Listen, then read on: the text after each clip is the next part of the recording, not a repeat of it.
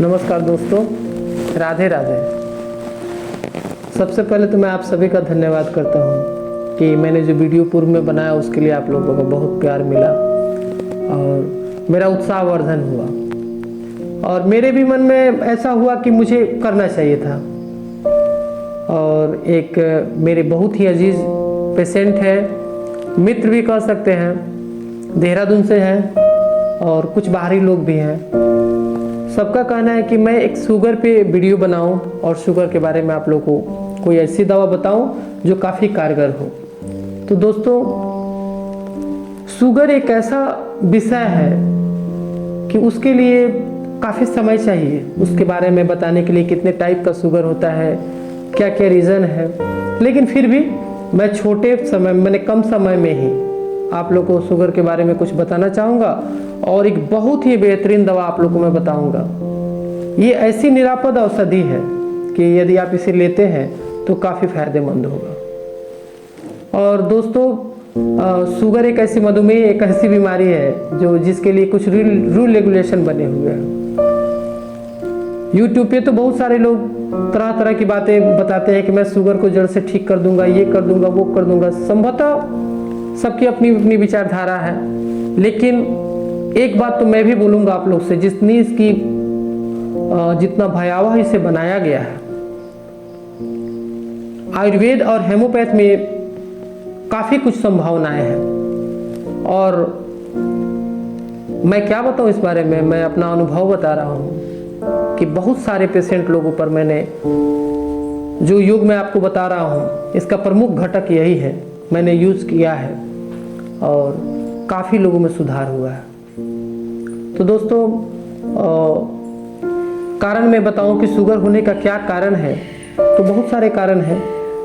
एक इसमें प्रमुख कारण मैं ये मानता हूं कि आज का जो रहन सहन हो गया हमारा, जो भागम भाग का जो जीवन है, इसमें स्ट्रेस तनाव बहुत ज़्यादा हो रहे हैं और यह भी एक बहुत बड़ा कारण है।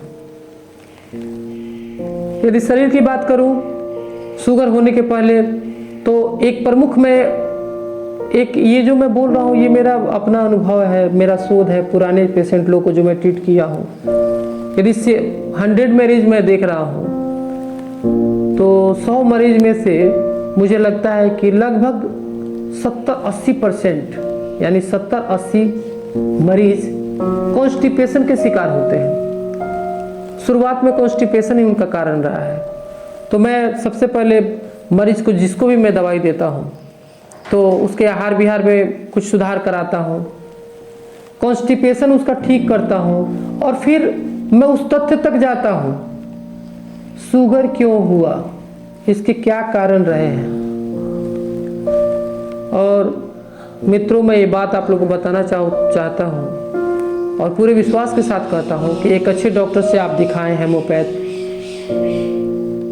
और आप थोड़ा उनके आचार विचार, उनके बताए निर्देशों का पालन करें और ठीक ढंग से दवाई खाएं। स्टार्टिंग में कई बार ऐसी परिस्थितियां उत्पन्न होती है कि हमें अंग्रेजी दवाओं के साथ इस दवा की शुरुआत करनी होती है, लेकिन सबसे ज़रूरी चीज़ है कि आप बिना किसी हेमोपैथी डॉक्टर के सलाह का मैं नहीं करूँगा कि आप ये रिस्क ले, लेकिन ये जो दवा है ये तो निरापद है। फिर भी यदि आप चाहते हैं कि मेरा बीमारी का पूर्ण उन्मूलन हो, मैं स्वस्थ हो, तो आप अपने किसी अच्छे हेमोपैथी डॉक्टर को यह दवाई बताएं, उनसे कुछ दिशा निर्देश लें और दवाई चलाएं। अन्यथा यदि आपको लगता है कि मुझसे संपर्क करना चाहिए तो हमसे आप संपर्क कर सकते हैं और संभवतः आपको काफ़ी लाभ मिलेगा। तो दोस्तों, मैं चाहता हूं कि आप इस दवाई को लिख लें और मार्केट से लाएं और इसे खाएं, और फिर भी कोई परिस्थितियां यदि उत्पन्न होती है तो आप मुझसे संपर्क करें। तो दवाई का नाम मैं आपको लिखवाना चाहता हूं, लिखिए। एक औंस में एब्रोमा अगस्टा क्यू यानी मदर टिंचर। सेकेंड दवाई जिनसेंग क्यू,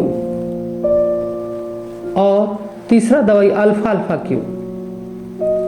ये तीनों दवाई आप मार्केट से कहीं से ले सकते हैं। ये जरूरी नहीं है कि आप मेरे क्लिनिक से ले, या मैं जो कंपनी बता रहा हूँ उस कंपनी को ले, या आप फिर वही जर्मन ले, मेरे तरफ से कोई बाध्यता नहीं है, एक अच्छी कंपनी होनी चाहिए, आप अपने हिसाब से कर सकते हैं उसको।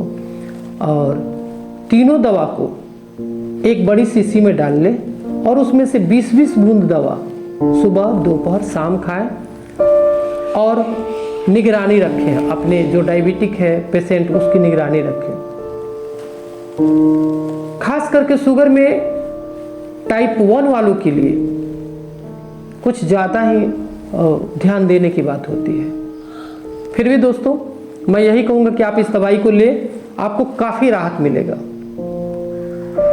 और यदि मैं ये कहूँ कि पूरी तरह यदि ठीक नहीं भी होता है तो शुगर से होने वाले जोखिमों को ही समाप्त कर देगा दवा, क्योंकि ये दवाएं विटल फोर्स को बढ़ावा देती है, सबके लिए चल सकता है। फिर भी मेरा कहना है आप सबों से कि आप किसी डॉक्टर से परामर्श लें और यदि आपको लगता है हम पे आपको ट्रस्ट हो तो आप मुझसे भी संपर्क कर सकते हैं, हम भी आपको राय दे सकते हैं। और आप बिल्कुल निरोग रहें, स्वस्थ रहें, यही हमारी कामना है। जय हिंद।